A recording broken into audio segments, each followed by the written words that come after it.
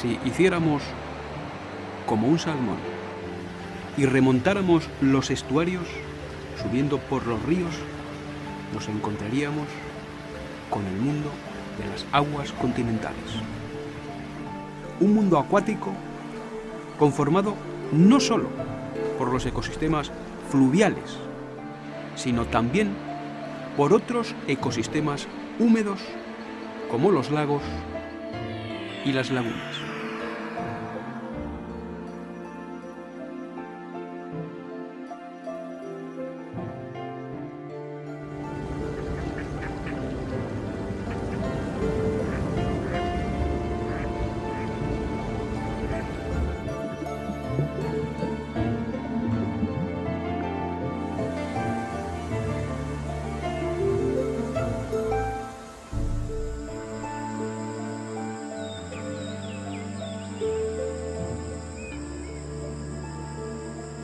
Ecosistemas como los pantanos de Florida o como las lagunas asentadas sobre terrenos calizos de Ruidera, en la España central.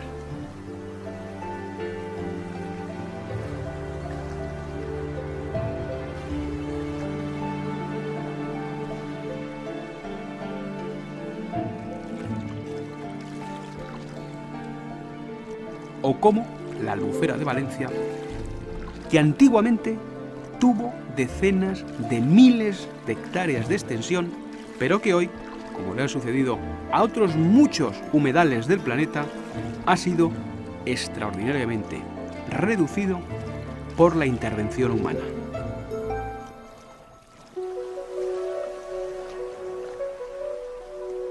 Existen diversos tipos de lagos. Hay, por ejemplo, lagos oligotróficos, es decir, de aguas cristalinas y con apenas materia orgánica. Lagos eutróficos, es decir, con abundante vida animal y vegetal y una copiosa materia orgánica que comienza a encenagarlos. Y también lagos llamados distróficos, donde lo que domina por encima de todo es la materia orgánica en descomposición.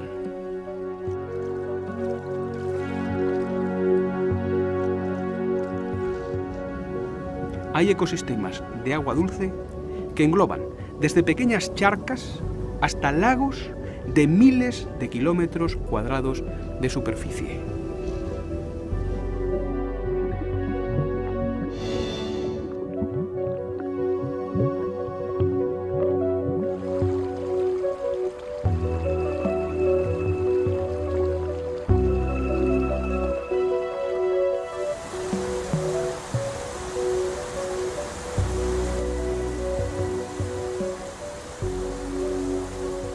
Desde pequeños arroyos a ríos de miles de kilómetros de longitud, capaces de endulzar las aguas marinas cuando desembocan, incluso durante varios kilómetros mar adentro.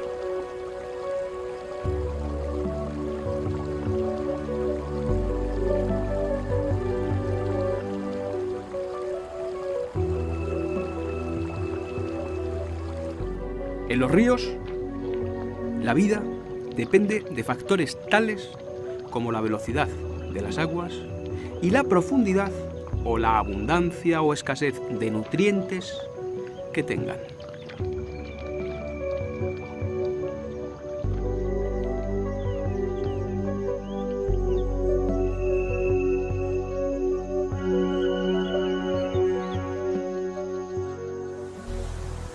En los torrentes de montaña, los peces han de estar muy preparados para la natación o para esconderse entre las rocas del fondo.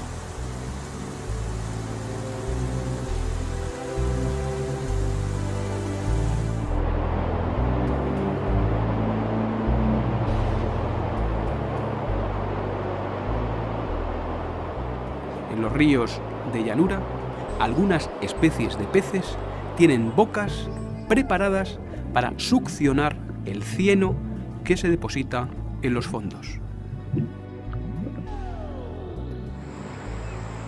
En las áreas de alta montaña, los nutrientes y la vegetación que circunda las aguas son escasos.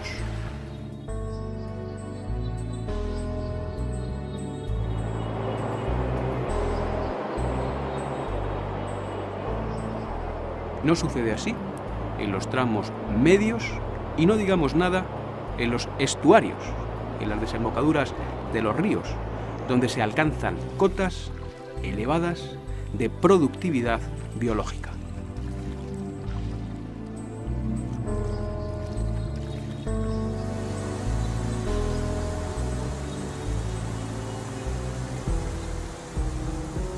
Una tercera parte de las especies de peces que se conocen viven en aguas continentales.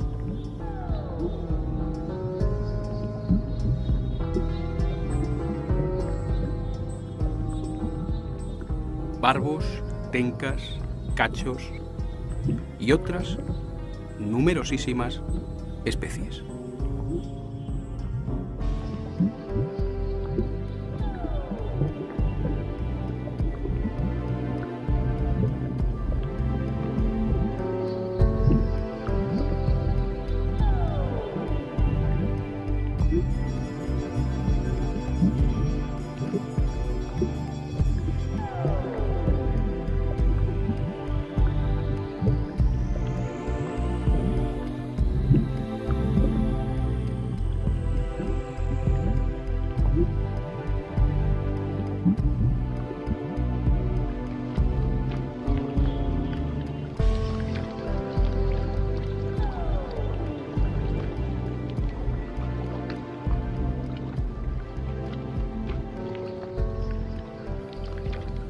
Las truchas son típicas de las fuentes de los ríos, con aguas bien oxigenadas y con frecuencia capaces de resistir temperaturas muy bajas.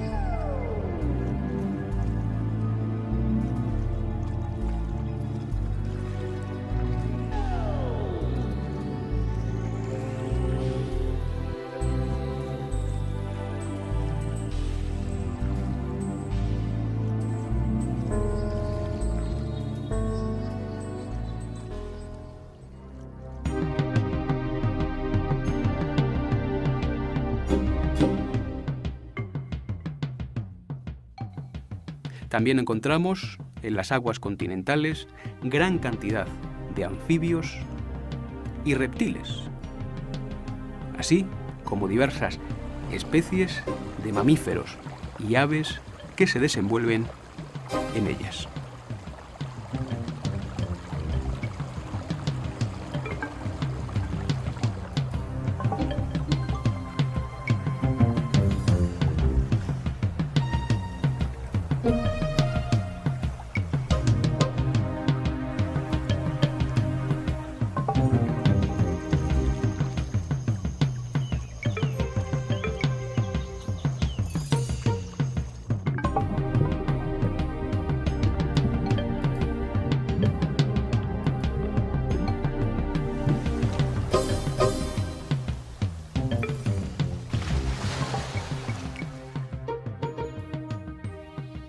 Muy numerosas, en algunas zonas americanas, son las llamadas tortugas de Florida.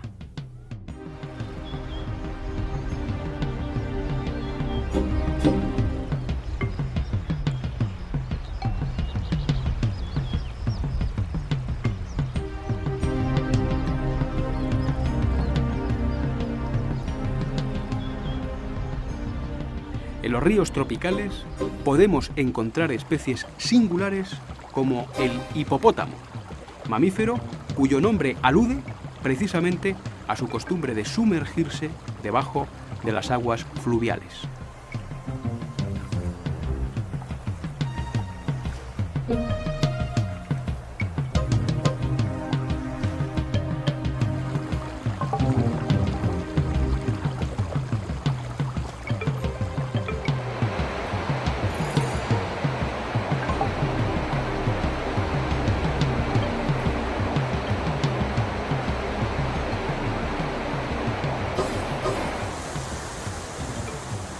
O como el carpincho o capibara, gran roedor, el mayor roedor del planeta, que mora en las aguas sudamericanas.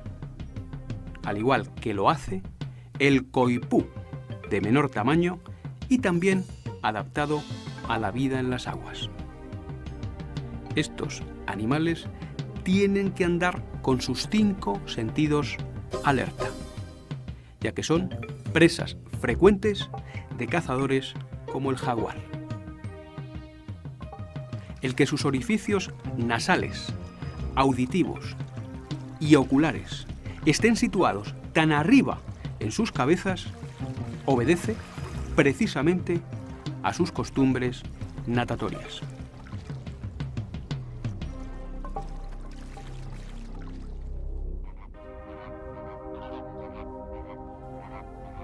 Pocos espacios naturales tienen tal riqueza de aves como las zonas húmedas. En ellos nos encontramos aves tan bellas como los flamencos, perfectamente adaptadas a la vida en humedales salinos, donde se alimentan de pequeños animales acuáticos, tamizando los fondos con sus picos.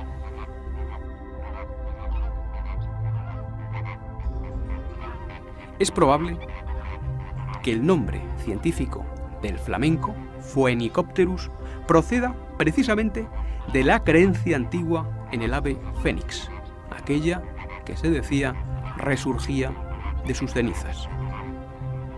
Sus tonos, generalmente rosados, y quizá el reflejo solar en el espejo de las aguas pudieron reforzar el mito.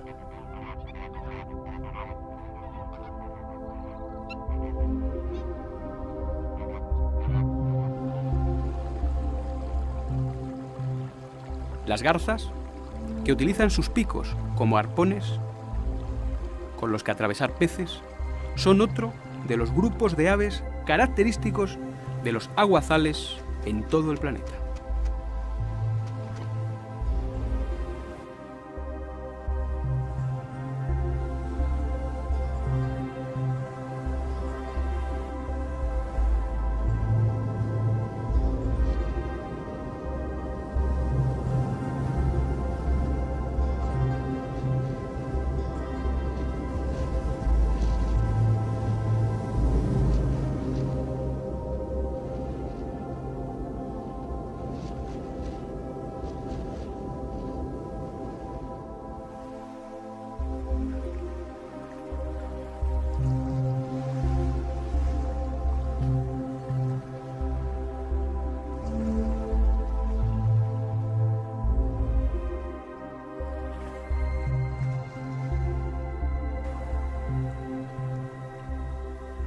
También son propias de estas zonas las anátidas, como los gansos, los cisnes o diversas especies de patos.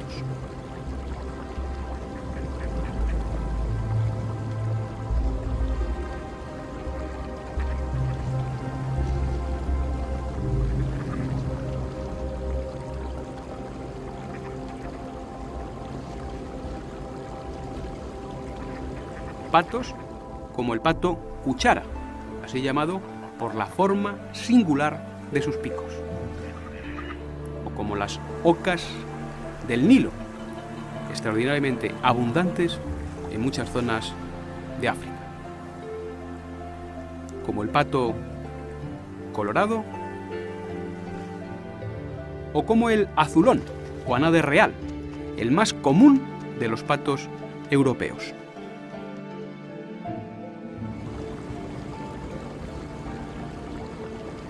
Observamos un bando de gansos salvajes en compañía de otras aves acuáticas en una laguna de la España interior en invierno.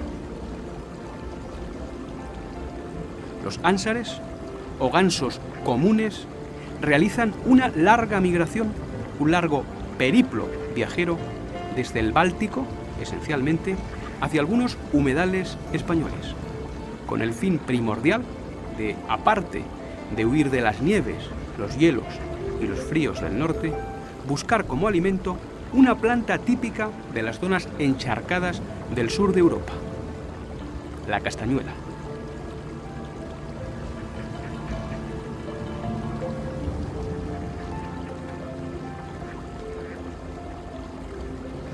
La focha común, con su característico pico y casquete blancos, es una de las aves acuáticas más frecuentes en las lagunas de Eurasia.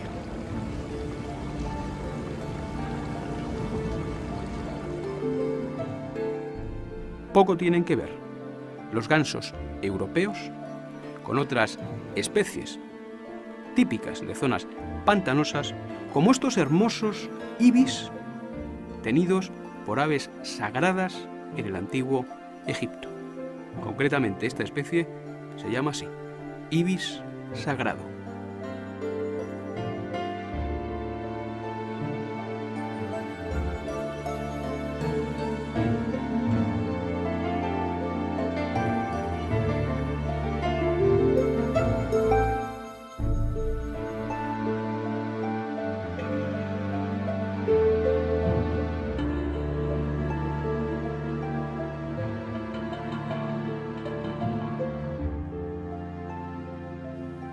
El martín pescador es típico de los ríos con aguas limpias, en cuyas riberas aguarda desde un posadero para lanzarse como un pequeño rayo azul y rojo sobre los pequeños peces que integran su dieta.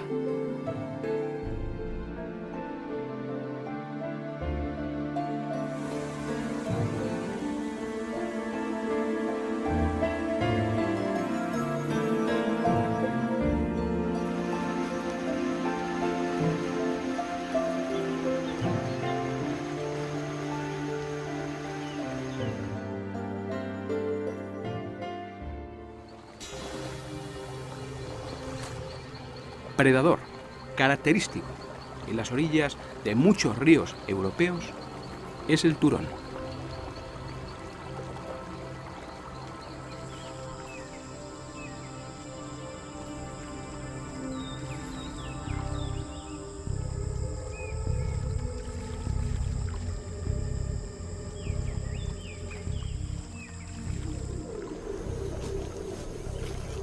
Uno de los animales más especializados a la vida en los ríos es la nutria europea, especie que podría catalogarse como el alma de los ríos en buen estado de conservación.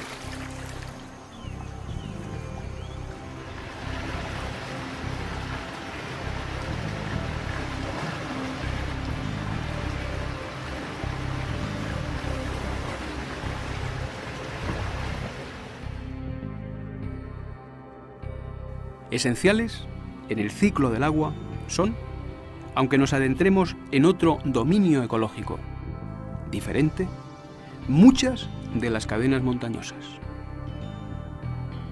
Zonas en las que nacen muchos de los ríos, además de tener interesantes lagos de montaña y glaciares. Si ascendiéramos hacia las fuentes de los ríos, entraríamos en el mundo de las montañas, uno de los dominios más hermosos de la Tierra y en el que encontramos formas de vida de gran interés.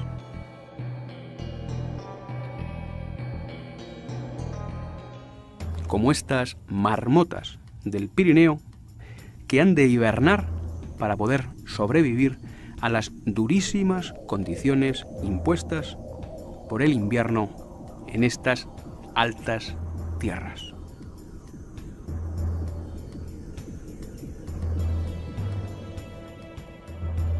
Son lugares cuyo acceso por parte del hombre requiere con frecuencia un enorme esfuerzo.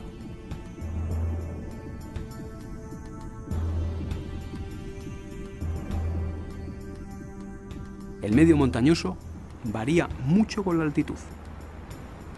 Varía tanto que frecuentemente ascender unos pocos metros representa pasar a otra realidad absolutamente diferente.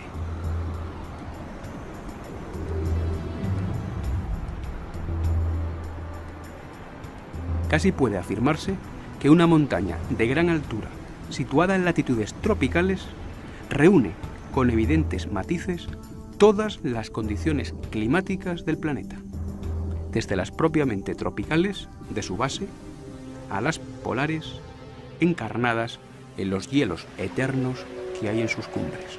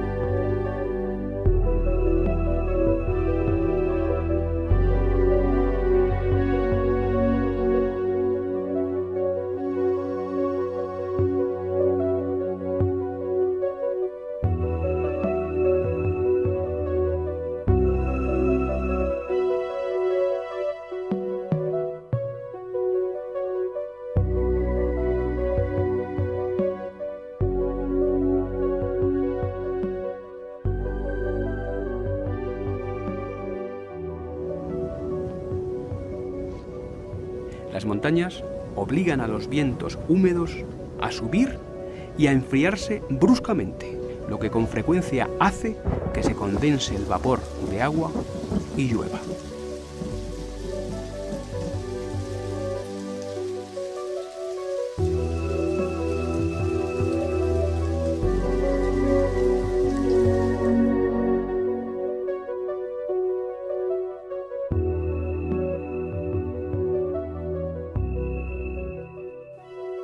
A medida que ascendemos por una montaña, la temperatura desciende y los suelos se empobrecen, haciendo cada vez más difícil el desarrollo de la vegetación.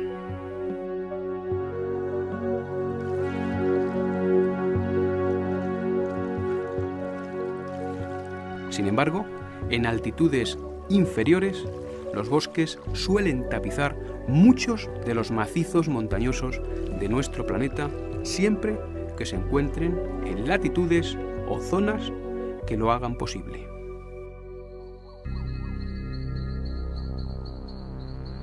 Las montañas se han convertido también, a veces, en reductos donde sobreviven especies perseguidas por el hombre, como ha sucedido alguna vez con el lobo, que al igual que los bandoleros o los guerrilleros, ha encontrado en ciertos macizos montañosos un baluarte donde ponerse más a salvo.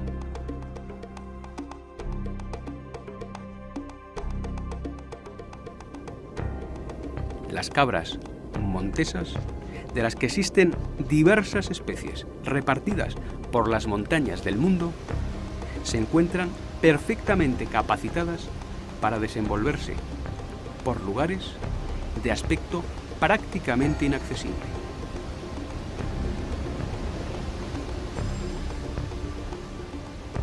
Los cielos son surcados por el vuelo majestuoso de las águilas reales, las aves más poderosas de toda Europa, Asia y Norteamérica, y que tienen su hogar precisamente en las montañas y colinas rocosas. Otras numerosas especies de aves les acompañan, como sucede con los buitres leonados, que hacen sus nidos en inaccesibles farallones rocosos. Al igual que sucede, pero normalmente realizando estos nidos en cuevas, con el alimoche, el más pequeño de los buitres europeos. También son comunes en las montañas aves como los cuervos o como los zopilotes, según el lugar del planeta en el que nos encontremos.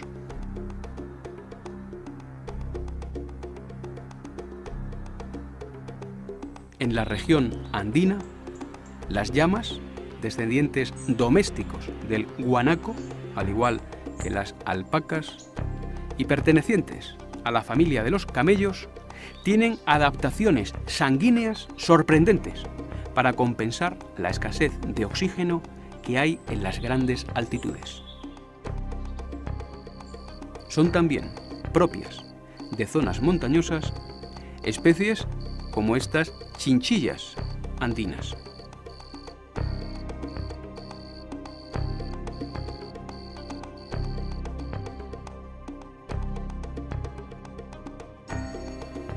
Desde las altas montañas a las zonas más bajas, en forma de nieve o hielo, de lagos o arroyos, el agua conforma la sangre que anima la vida del planeta azul. Desciende por las laderas, atraviesa las llanuras, serpentea en los meandros, se sume en los acuíferos, se extiende en las marismas y estuarios y finalmente retorna al mar, al reino por excelencia de la hidrosfera.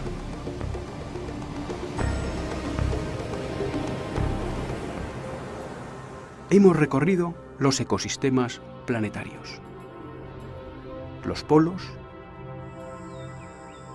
las taigas, los bosques templados, las selvas tropicales,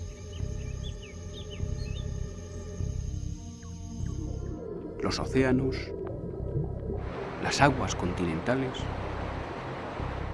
Todos estos ecosistemas están cuajados de especies animales. Hermosas aves como tucanes, cacatúas, guacamayos, loros, quetzales.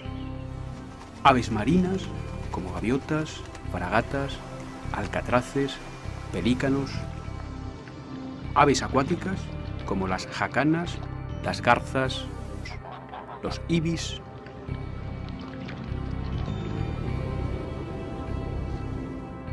Aves que no vuelan, porque corren, como sucede con los avestruces, o porque nadan, como es el caso de los pingüinos. Predadores alados,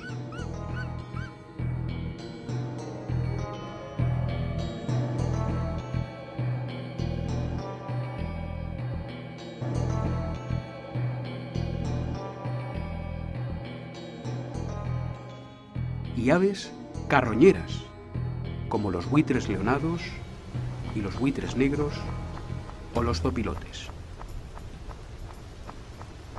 Mamíferos predadores, como los leones, los guepardos, los tigres, las hienas, los lobos o los zorros.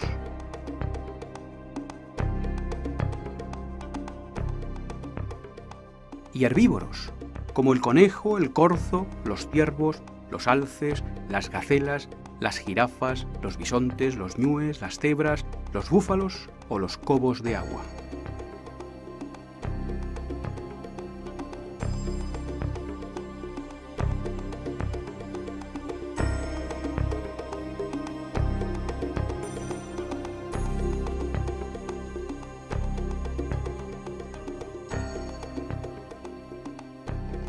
Animales omnívoros, es decir, que comen de todo, como el jabalí, el oso o el tejón.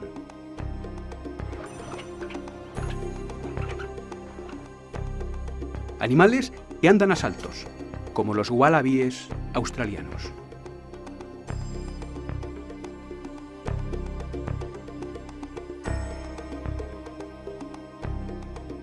O que reptan, como la pitón, la serpiente coral, la cobra o la mamba. Animales enormes, como la ballena o el elefante.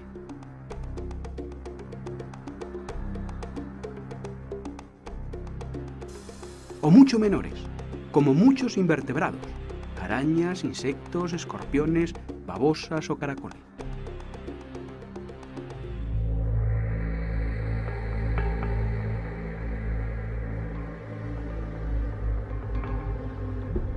Seres que desarrollan toda su vida en el agua, como los tiburones, morenas, pulpos, meros, langostas, esponjas, delfines, anémonas, estrellas de mar.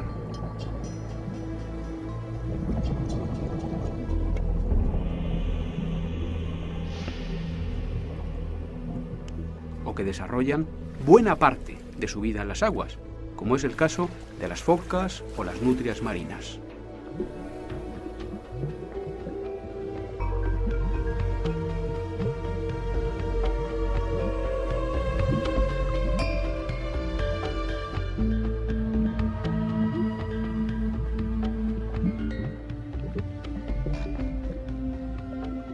Anfibios como las ranas o reptiles como los cocodrilos. O incluso algún mamífero como los hipopótamos o los coipus.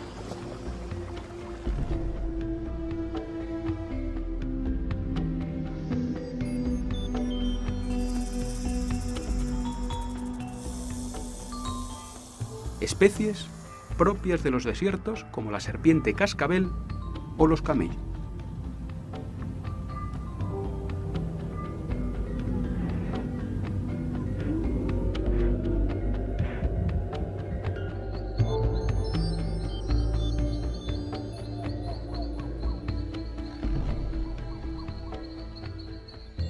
O animales que viven en los árboles, como los primates, aunque algunos de estos animales, como los babuinos de África Oriental, suelen desarrollar buena parte de su vida en el suelo.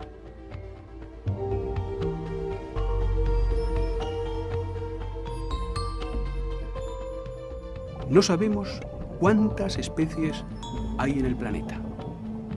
Hay científicos que dicen que tenemos 5 millones de especies, incluyendo, claro está, no solo las especies animales, sino todas las clases de especies. Pero otros científicos llegan a incrementar esa cifra hasta los 30 e incluso hasta los 100 millones de especies. Una de las cifras más consensuadas es la de unos 15 millones de especies.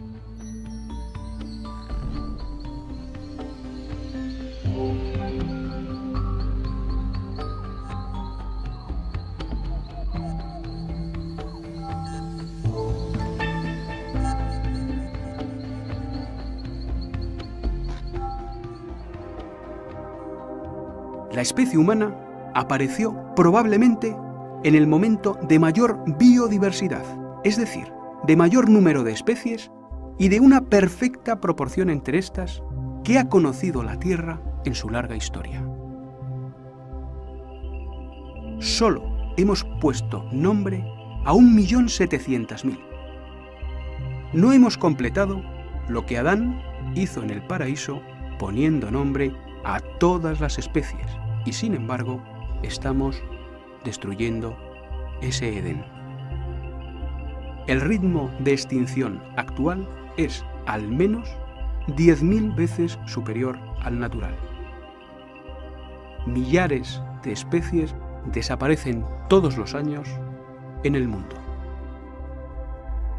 Lo normal sería, nos dicen los expertos, que desapareciera, por ejemplo, un ave cada 400 años. Sin embargo, y teniendo en cuenta que solo conocemos una parte de las especies que desaparecen, ya van registradas 115 especies de aves extinguidas en ese periodo.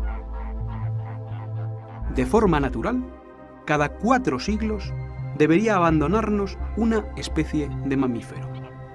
Sin embargo, ya sabemos de la desaparición de 58 de estos animales. Las selvas tropicales, una de las mayores arcas de Noé de la diversidad biológica de nuestro planeta, donde podría encontrarse cerca de la mitad de las especies, desaparecen a pasos agigantados, al igual que otros valiosos ecosistemas. Se estima que para el año 2050 habrá desaparecido la mitad de todas las especies tropicales.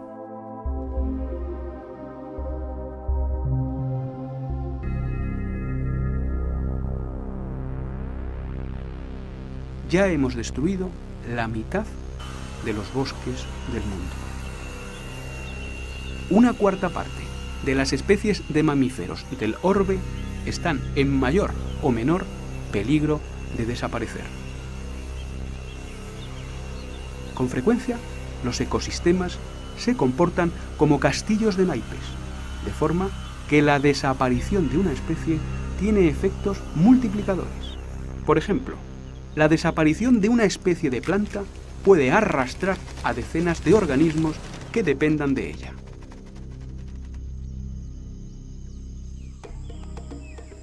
El drama es tal que es previsible que muchos millones de especies desaparezcan sin que ni siquiera las hayamos bautizado, sin que hayamos sabido tan solo de su existencia. Vivimos probablemente la mayor extinción desde la época de los dinosaurios. Solo que esta vez no se debe a ningún proceso natural, sino a la actuación de esa especie que presuntuosamente se autodenominó como Homo sapiens. Quizá lo de sapiens debiéramos ponerlo entre interrogantes, al menos mientras nuestra especie no sepa ir más allá de la veneración por el poder que le confieren una tecnología y una ciencia no sujetas siempre a una conciencia, y mientras se prime el beneficio a corto plazo sobre la conservación de un planeta habitable. El hombre suprime constantemente palabras, párrafos, páginas y aún capítulos enteros del libro de la creación.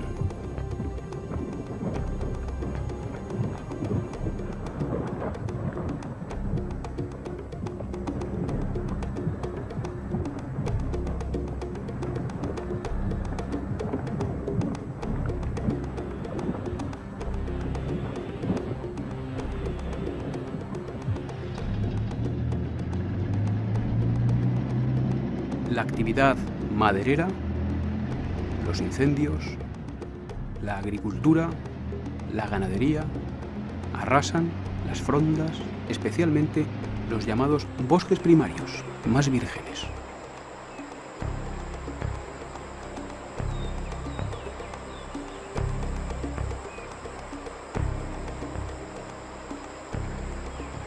La contaminación química y radiactiva, las grandes obras, la minería, la introducción de especies exóticas, la sobreexplotación pesquera, la industrialización agrícola y forestal, la caza desmedida, son algunos de los factores que han venido a darse la mano en la pérdida de diversidad biológica de nuestro mundo. La historia humana, si exceptuamos algunos momentos y algunos grupos humanos que en algún caso han llegado difícilmente hasta nuestros días, es la historia de la alteración del equilibrio ecológico. Solo entre los años 1970 y 1995, el planeta perdió el 30% de su riqueza biológica. Y deberíamos reflexionar sobre ello, ya que el mundo tiene 3 clases de riqueza: la económica, la cultural y la biológica. Y esta última, la riqueza biológica, sostiene a las otras 2.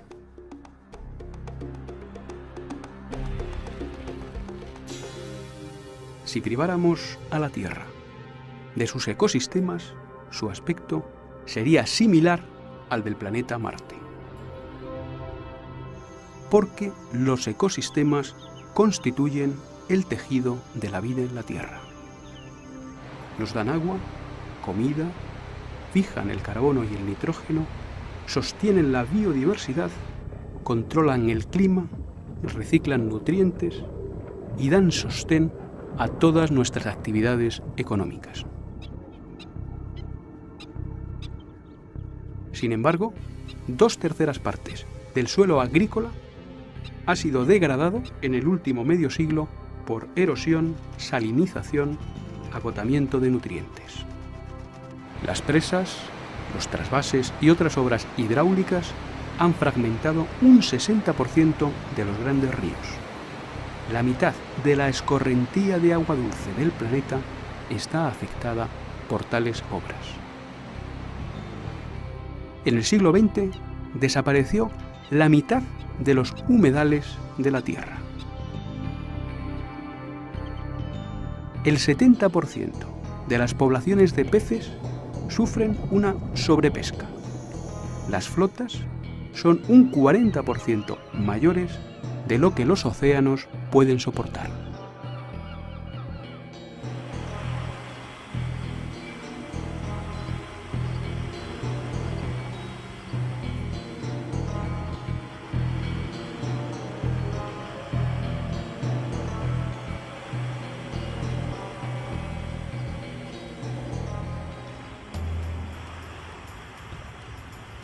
Es evidente que las actividades humanas están alterando los ciclos básicos ligados a la vida en la Tierra. Los ciclos del agua, del carbono, del nitrógeno, entre otros, con las emisiones de dióxido de carbono y de óxidos de nitrógeno, los fertilizantes, las talas de bosques, etc. Uno de los problemas más graves de nuestro planeta en estos momentos es el del calentamiento climático, el llamado efecto invernadero producido por las emisiones de gases como el dióxido de carbono de nuestros vehículos e industrias. Este problema, que causa una gran preocupación en la comunidad internacional, podría ocasionar una aceleración del deshielo de los glaciares y los casquetes polares, el alza del nivel del mar, un aumento de la frecuencia de sequías e inundaciones y otros muchos graves trastornos. Otro problema global es el adelgazamiento de la capa de ozono. Capa que protege la vida en la Tierra del exceso de radiación solar ultravioleta. La polución química de los ecosistemas es otro gran reto. El hombre ha creado más de 100.000 sustancias que no existían en la naturaleza, muchas de las cuales tienen efectos tóxicos.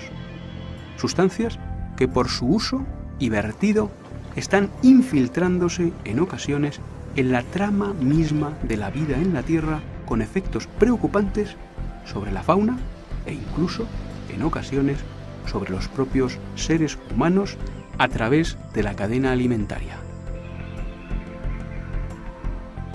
Yendo más allá, incluso de consideraciones éticas e incluso desde una óptica estrictamente económica, lo que se está haciendo carece de sentido. Con frecuencia extraemos cosas de la naturaleza que valen menos que lo que destruimos para extraerlas. Hasta ahora se ha subvalorado el precio y el valor real de los recursos naturales. el precio de muchos de ellos no refleja su coste real. Los ecosistemas nos dan unos servicios que, si hubiéramos de reemplazarlos, serían inasumibles por su costo económico.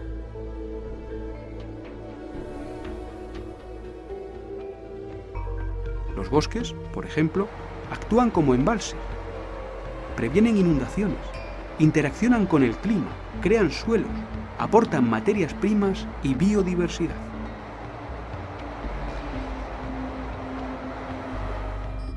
Y pese a ello, los destruimos irracionalmente. Por ejemplo, las llamadas fronteras forestales, es decir, los bosques en estado virgen, los bosques intactos o primarios, se han visto reducidos a menos de la quinta parte de lo que fueron hace 8 milenios. Hace 8.000 años, conservándose los mayores en zonas como Canadá o Rusia y perdiéndose cada año más de 10 millones de hectáreas.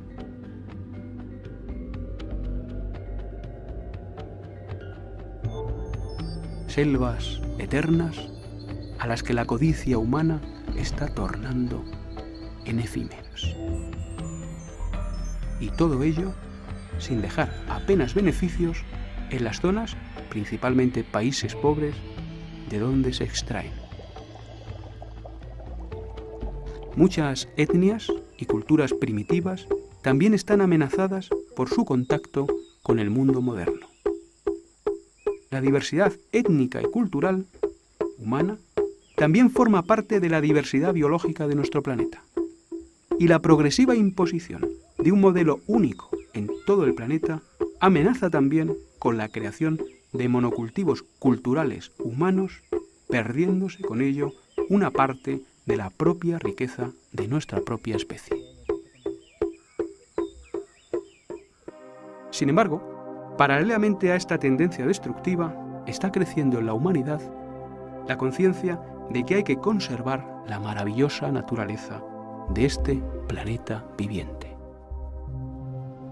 Todavía estamos a tiempo de preservar estas maravillas de la vida salvaje y de que no se frustre esa aventura de miles de millones de años.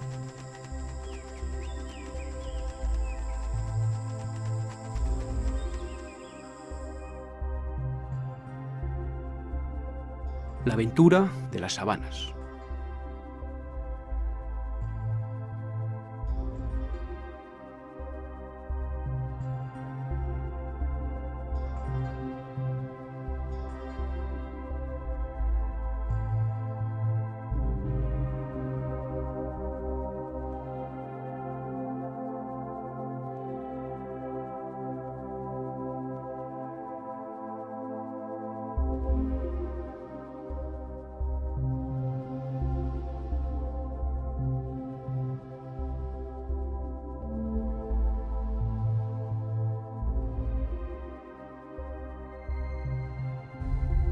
La aventura de los bosques templados.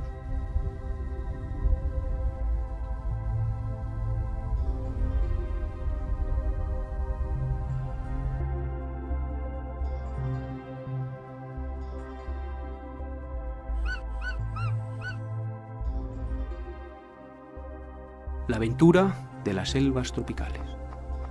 La de los esforzados seres de las montañas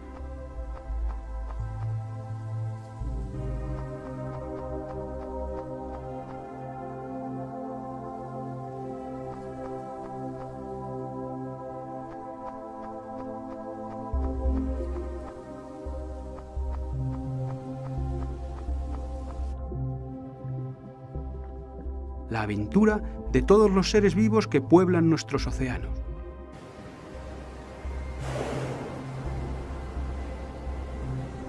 La aventura evolutiva que ha llenado este planeta con las más diversas clases de animales. Invertebrados, peces, desde los más humildes a los más soberbios. Anfibios, reptiles, aves, mamíferos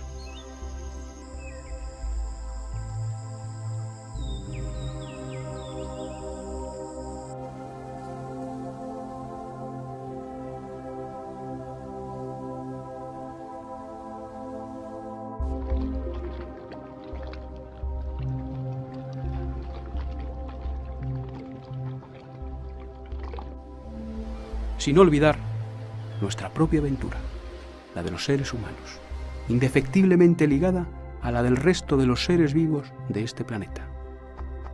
El hombre ha sido capaz de las más bellas creaciones, de los más sublimes sentimientos, de las más elevadas ideas. Ha sido incluso capaz, durante mucho tiempo, de vivir en armonía con la naturaleza.